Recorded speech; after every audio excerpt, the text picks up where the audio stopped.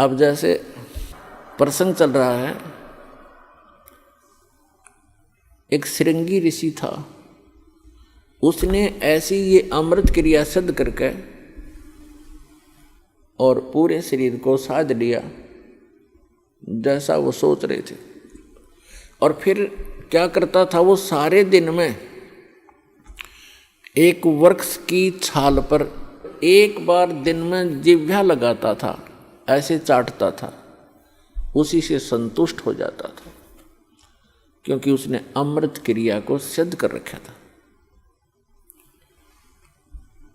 तो उसको इस बात का गर्व हो गया कि अब तूने अपनी इंद्रियों पर काबू पा लिया।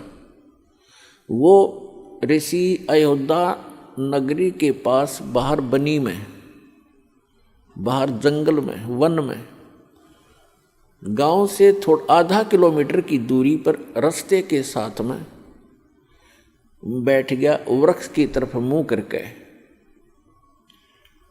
और सारा दिन में एक बार वृक्ष के छाल को जिह्वा से चाटे और बस ध्यान मगन रहे। कुछ ही दिनों में आने जाने वालों ने देखा कि एक महापुरुष बैठे हैं, ना खाते हैं, ना पीते हैं, ना सोते हैं और ना उठते हैं। आसपास पूरी नगरी अयोध्या के लिए एक बहुत बड़े जो है अचंभे की बात थी। नगर के लोग देखने जाने लगे, सारा दिन बैठे रहते थे, सारी रात बैठे रहते थे। जब उनको पक्का यकीन हो गया कि सचमुच महापुरुष के ये तो भगवान से मिल चुका है, सारे नगर में तहलका मच गया। राजा दशरथ तक बात गई।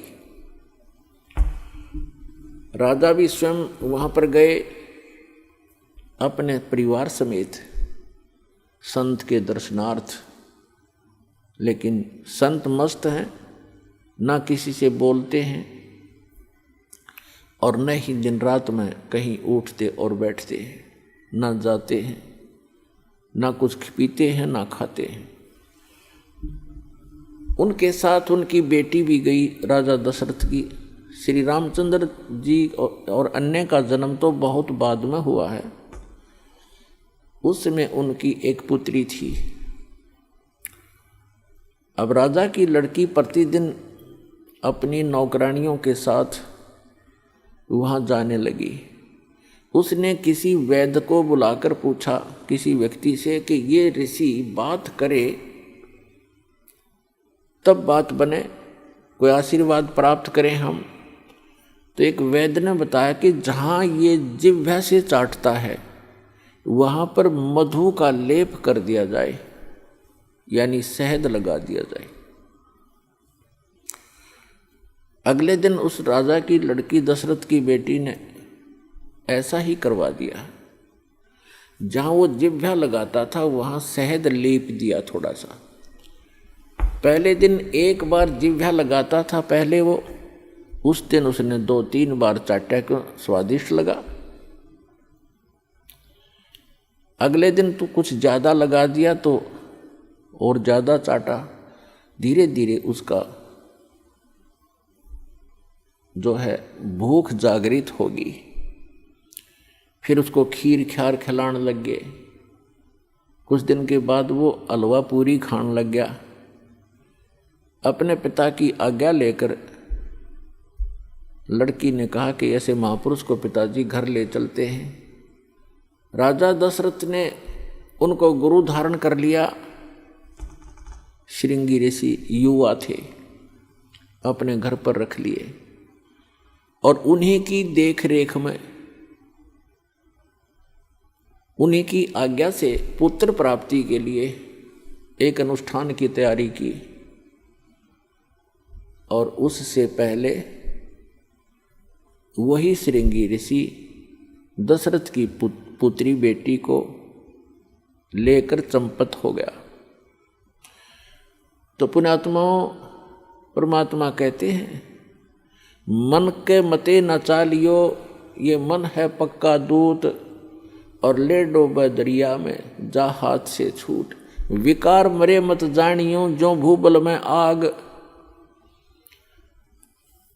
जैसे ये साधु संत ऋषि वेदों और गीता के अनुसार साधना करके इनको ये भ्रम हो गया था कि हमने विकारों का नाश कर लिया। तो परमात्मा कहते हैं विकार मरे मत जानियो।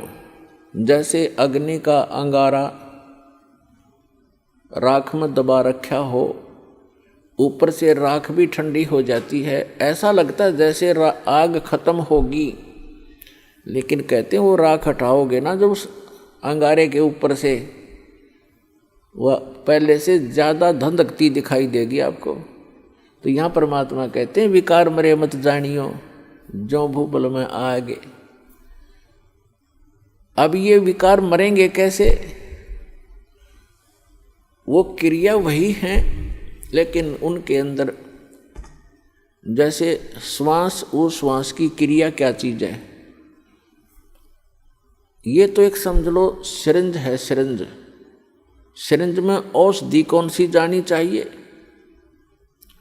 उस औषधि से रोग नाश होता है। सिरिंज के अंदर अन्य औषधि डालकर वैसी ही क्रिया करने से, इंजेक्शन लगाने से रोग नाश नहीं होगा जब तक उस रोग नाश की सही औषधि प्रयोग नहीं की जाएगी। तो अब इस दास के पास वो औषधि है सतनाम की, श्वास उश्वास के सिमरण है, और ये सिमरण से ही आपका मन भी काबू होगा, आपके विकार भी नाश होंगे। परमात्मा कहते हैं इस मानव शरीर के अंदर इतना जो है विकार ग्रस्त है, ये ऐसे ढंग से इसकी कंस्ट्रक्शन है, इसमें ये तो आशा करना ही नहीं कि ये पूर्ण रूप से स्वस्थ हो जाएगा और इसमें कोई विकार नहीं रहेगा। ये तो पैदा ही विकारों से हुआ है। लेकिन इस भक्ति से, सत साधना से ये विकार ऐसे जकड़ दिए जाएंगे, ऐसे बांध दिए जाएंगे कि फिर ये हानि नहीं करेंगे। जैसे कोई पशु है और वो ऐसे फूंफा करता है, मार देता है, सींगों से मार देता, तो उसको बांध दिया जाता है टाइट रस्से तक। अब वो रस्से से इतना टाइट बांध दिया गया है कि वो हानि नहीं कर सकता, फूंफा कर सकता है, लेकिन उसकी सीमा बना दी। तो परमात्मा की इस भक्ति से, परमात्मा के इस ज्ञान से, सत साधना से इन विकारों को ऐसे बांध दिया जाएगा कि ये मन फूंफा करने की चेष्टा करेगा, लेकिन इस तत्व ज्ञान रूपी रस्सा इसको जकड़ देगा और ये भक्ति की कमाई इसको दबा देगी। जैसे कोई भी इंसान है, कोई रिश्वत लेता है, जिसमें उसको ये ज्ञान होगा कि ये रिश्वत तेरा दुश्मन है, ये तू विष खा रहा है, इस तत्व ज्ञान से पूर्ण रूप से विश्वास हो जाएगा, तो उसके बाद मन चाहेगा कि ऐसा ले लूं, मोटी रकम मिल रही है, लेकिन आत्मा धिक्कारेगी, खबरदार इसका हाथ लगा दिया, तो ये फूंफा करके चुप हो जाएगा। इसी प्रकार वो और कोई दुराचार की वासना उत्पन्न होगी तो आत्मा इसको धिक्कार देगी, ये ज्ञान इसके आगे खड़ा हो जाएगा और इसका उस वहीं पर रुकावट हो जाएगी। तो इस प्रकार हम इन विकारों को भी रोकेंगे इस भक्ति और इस साधना और इस ज्ञान से, और हम अपना आत्म कल्याण भी आसानी से करवा पाएंगे।